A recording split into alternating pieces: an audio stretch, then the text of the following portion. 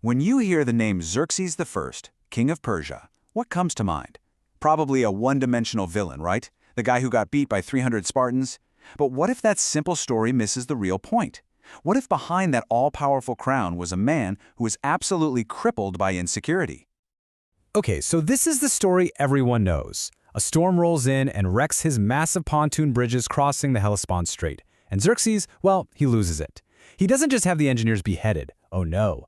He orders his soldiers to literally whip the water 300 times, to brand the sea with hot irons, all while screaming insults at it. It's gone down in history as the ultimate act of arrogant madness. But here's the question. Was this really just a megalomaniac having a tantrum? Or was it something else entirely? Could it have been a desperate theatrical display from a man who was stretched to his absolute breaking point? Let's dig in and look at the evidence. Yeah, the popular version of history is pretty straightforward. Xerxes was an arrogant fool, totally blinded by his own power, who marched his gigantic army to its inevitable doom in Greece. It's a nice, clean story. But you know what? History is almost never that clean. It's so easy to look back and judge people by how things turned out. It lets us create these simple heroes and villains. But that doesn't really help us understand why they failed. To get inside the head of a leader like Xerxes, you've got to put the ending aside for a second and look at the unbelievable pressure he was under right from the very beginning. And here's where it gets interesting. The Greek historian Herodotus, who was no fan of Xerxes, mind you, actually recorded a few key moments that show these deep cracks in the king's carefully built image of absolute power. We're going to look at 4 of these clues: a shaky claim to the throne, a huge fight with his own advisors, a moment of just shocking brutality, and a conversation that reveals this deep, desperate need for approval. And when you put them together, they paint a picture of a man who was profoundly insecure. So, clue number 1, his right to even be king was shaky. See, Xerxes wasn't Darius the Great's firstborn son. That was his older half-brother Artabazanes. And by all rights, the throne should have been his. The only reason Xerxes leapfrogged him was because his mother, Atatassa, was the daughter of the legendary Cyrus the Great.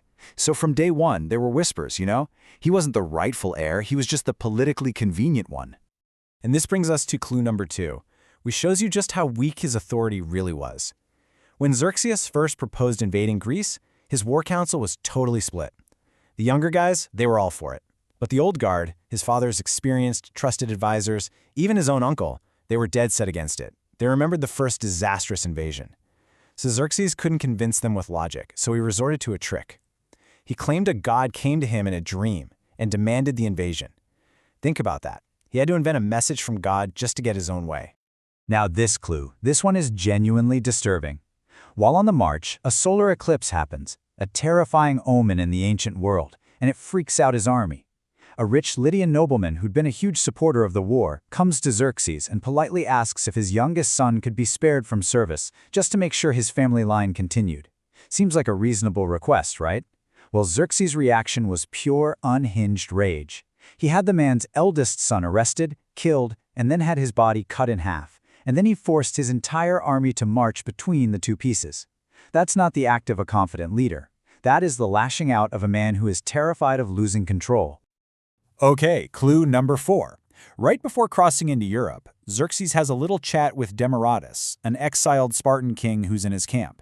Now, he doesn't ask for strategy or for insights into Spartan weaknesses. No, he basically asks, hey, these Greeks aren't really going to fight me, are they?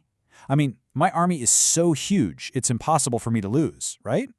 He's not a king seeking advice. He's like a little kid looking for reassurance, just wanting someone to tell him it's all going to be okay. And Demaratus hits him with an answer that his mind just can't process. He tells him, look, your men fight because they're afraid of one person, you. But the Spartans, the Greeks, they fight because they are devoted to an idea. They fight for their laws, their city, their freedom. It was a concept so completely alien to Xerxes' world of absolute power that he just laughs it off. He had no clue what he was really up against. So, when you put these 4 clues together, the dodgy succession, the divided council, that brutal overreaction, the desperate need for validation, they all point to one single diagnosis. It all comes down to this one word: crippling, all-consuming anxiety. This wasn't a campaign driven by arrogance. It was a campaign born from a place of deep, gnawing fear. I mean, just think about the sources of that anxiety. He had to follow in the footsteps of his father, Darius the Great, an absolute legend. His own claim to the throne was questionable. The people he should respect most, his father's old guard, didn't believe in his big plan. Every single day he had to wake up and prove to everyone, and probably most of all to himself, that he actually deserved to be there. The pressure must have been just immense. And from that perspective, the invasion of Greece suddenly stops looking like a simple war of conquest. It becomes what you might call a political gamble. The whole point wasn't just about gaining territory. It was a massive, high-stakes bet designed to solve his personal crisis of legitimacy once and for all.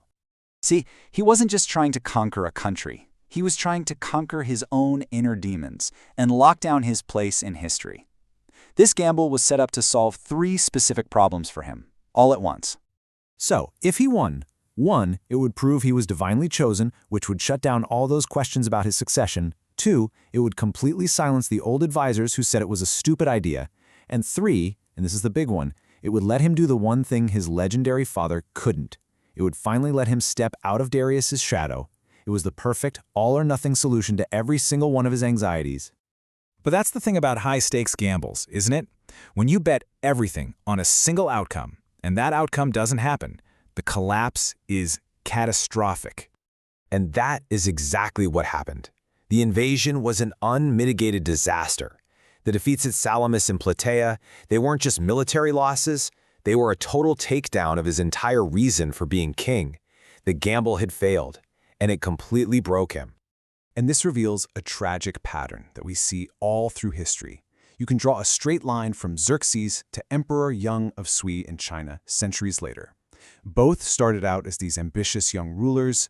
Both staked their entire legacy on a massive military campaign that ended in a crushing, humiliating defeat. And both of them spent the rest of their lives in a downward spiral of escape, indulgence, and political rot. After the defeat, Xerxes was never the same guy. He just checked out of public life, pouring all his energy into lavish building projects and messy court intrigues. He became a recluse, a shadow of the king he was supposed to be, until he was eventually assassinated in his own bedroom by the commander of his royal guard. The man who tried to conquer the world couldn't even control his own palace. So, why does the story of a Persian king who died 2,500 years ago still matter today? Because it reveals a timeless and, frankly, uncomfortable truth about what it means to lead. Power is isolating. It's an incredibly heavy burden. Xerxes' story is a profound warning. It shows that underneath all the gold and glory, a leader can be completely consumed by loneliness, by anxiety, and by this desperate, gnawing need to prove they're worthy. And when that happens, their decisions stop being about strategy and start being about ego and fear. And that leaves us with one final and really crucial question. When a leader's actions are just a high-stakes gamble to silence their own inner demons, who ends up paying for their losses? The answer, as the thousands who died in the Greco-Persian Wars could tell you, is never the leader alone.